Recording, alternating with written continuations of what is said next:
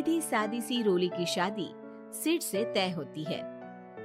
शादी के बाद तुम नौकरी करना चाहोगी? नहीं नहीं, बिल्कुल नहीं। वैसे मैं ये नहीं कहती कि नौकरी करना ठीक नहीं है, लेकिन पर्सनली मैं ये सोचती हूँ कि मैं गृहिणी बनूंगी। हाँ हाँ, क्यों नहीं। गृहिणी बनना भी आसान नहीं है। एक सफल परिवार चलाना किसी देश को चलाने जितना ही कठिन है। रोली को सिड का साथ और बात दोनों अच्छी लगती है और फिर वो दिन भी आ जाता है जब दोनों की शादी हो जाती है। शादी के बाद ये क्या, सारा दिन किचन कपड़े और चार दीवारों के आगे पीछे घूमती रहती है। जा बाहर निकल कर देख, कितनी स्मार्ट लगती हैं वो औरतें जो नौकरी करती है। हाँ, अच्छी तो लगती है सासू माँ, लेकिन मैं नौकरी नहीं कर सकती। मेरा मन घर के कामों में ही लगता है।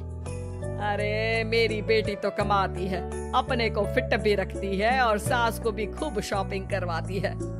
अच्छी बात है ना सासू माँ, मैं तो जो है उसी में संतोष मान लेती हूँ। बरकत होनी होगी तो इसी में भी हो जाएगी। ये बोलकर रोली चली जाती है।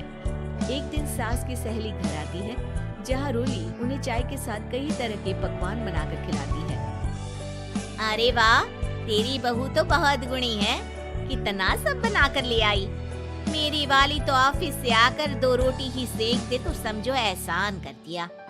अरे ऐसा ना बोल, तेरे घर में 2 कार, 4 मंजिला मकान और तेरे लिए जो वो अपने पैसे से साड़ी लाती है वो भी तो कितनी कीमती होती है। अरे मेरी वाली तो बस सारा दिन इन्हीं 2 कमरों को ताजमहल बनाने में लगी रहती है। सहेली चली जाती है। कुछ समय बाद रोली को एक सुंदर सी बेटी होती है। अरे क्या सारा दिन उस बच्चे में लगी रहती है? माँ, मुझे ना 1 मिनट भी छोड़ने का मन नहीं करता। देखिए ना कितनी प्यारी है। मैं ना इस हर पल को एंजॉय करना चाहती हूँ। अरे हाँ हाँ, हमने भी बच्चे पाले हैं, हम भी जानते हैं कि कितने प्यारे होते हैं और अपने बच्चे को बढ़ता हुआ देखना कितना अच्छा लगता है। लेकिन एक दिन अचानक रोली, एक बहुत बड़ी घटना हो गई। एक शॉर्ट सर्किट से पूरी दुकान जल गई। ओह, अब क्या, कुछ समझ में नहीं आ रहा कि कैसे घर चलेगा। घर की पूरी गाड़ी पटरी पर लाने के लिए कई साल लग जाएंगे और वापस पहले जैसे होने में भी बहुत टाइम लग जाएगा। रोली कुछ सोचती है, फिर अपने 3 महीने के बच्चे को देखती है और कहती है, आप कहे तो मैं नौकरी शुरू कर दूं? माँ मुन्नी को देख लेगी, फिर शाम को तो मैं घर आ ही जाऊंगी। सिड कुछ कहता उससे पहले ही उसकी सास वहाँ आ जाती है। अरे हाँ हाँ, अब भी तुझे नौकरी करने के लिए पूछना होगा। अरे घर पर इतनी बड़ी विपदा आ गई है, तू है कि बच्चे का मुंह देख रही है। अरे क्या मुझ पर भरोसा नहीं है? अरे नहीं नहीं माँ जी, ऐसा क्यों बोल रही हैं आप? फिर क्या था, सिड से पूछकर 3 महीने की बच्ची को रोली सास के पास छोड़कर चली जाती है। शाम को ऑफिस से आने पर अरे सारा दिन इसने तो चैन नहीं लेने दिया, बस गोदी में ले लेकर घूमती रही। हाथ दर्द हो रहा है। बहू को बहुत गिल्ट फील होता है, लेकिन जब वो घर की हालत देखती है तो चुप रह जाती है। ऑफिस में सहेली कहती है, अरे रोली, तेरी तो बच्ची छोटी है ना, कैसे मैनेज करती है? कैसे मतलब? घर पर रहती है वो अपनी दादी के साथ। ओ यार, कितनी अच्छी है तेरी सास। मेरी सास को जब पता चला कि मैं नौकरी ज्वाइन करने की सोच रही हूँ, वो तो सीधे अमेरिका चली गई मेरी ननद के पास।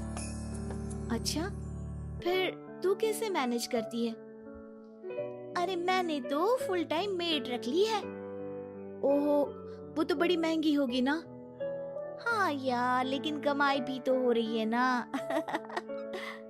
यार, मैं तो कभी अपना बच्चा इनके मम्मी पापा के पास ना छोड़ू। प्यार दुलार में खराब कर देते हैं ये दादा दादी बच्चे को। नहीं नहीं, मुझे अपनी सास पर पूरा विश्वास है। जो मेरे पति को इतनी अच्छी शिक्षा के साथ बड़ा कर सकती है, वो मेरी बच्ची को कभी नहीं बिगाड़ेगी। खैर, रोली की इस सोच से उलट पड़ोसियों के बीच हाथ में बच्ची पकड़े रोली की सास कहती है, अरे क्या बताऊं, सारा दिन बहू बाहर रहती है। पहले अपने बच्चे पालो, फिर बच्चों के बच्चे। अरे अपना जीवन तो कुछ रहा ही नहीं। अरे नहाने भी जाती हूँ ना तो इसे साथ रखती हूँ, कल को कहीं गिर गई या चोट लग गई तो बहू तो हमारी खाल उखाड़ लेगी ना। अरे ऐसा भी क्या डरना बहू से, नौकरी थोड़ी की है उसकी। अब क्या बताऊं, पढ़ी लिखी लड़कियां हैं आजकल की।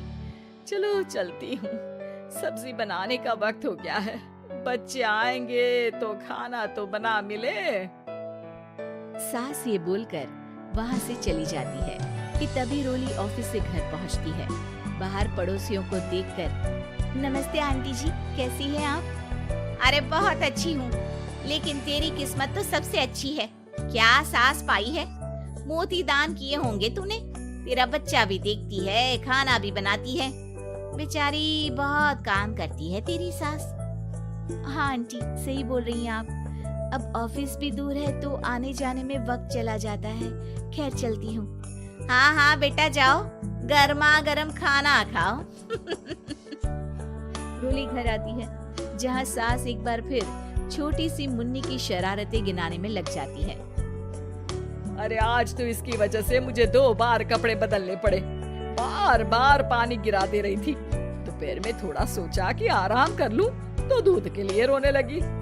हाय, मैं तो परेशान ही हो गई। रोली को सास की बात अब कुछ अजीब लगती है, पर वो जल्दी से कपड़े बदलकर किचन में जाकर रोटियां बनाने लगती है। सारा महीना काम करने के बाद रोली को सैलरी मिलती है। वो पैसे लेकर सीधे सास के पास जाती है। माँ जी, ये मेरी सैलरी। आपने हर कदम में इस घर का साथ दिया। मैं नौकरी करने के पक्ष में नहीं थी, मैं तो अपने बच्चे को बढ़ता देखना चाहती थी। मैं थोड़े में भी खुशी थी। कभी मैंने आपको किचन में पैर नहीं रखने दिया था। घर की मुसीबत नहीं आती तो मैं कभी इन जिम्मेदारियों को आप पर पड़ने नहीं देती। अब सास समझ चुकी थी कि उसकी गलती कहाँ है। हाथ में पैसे देकर कहती है, मैं पढ़ी लिखी नहीं थी तो पति ने भी कभी पैसे हाथ में नहीं रखे, बेटे ने भी गल्ला संभाला, लेकिन तूने मुझे समझा। ये मेरा सम्मान है कि एक बहू होकर तूने पूरी सैलरी मेरे हाथ में रखी बेटा।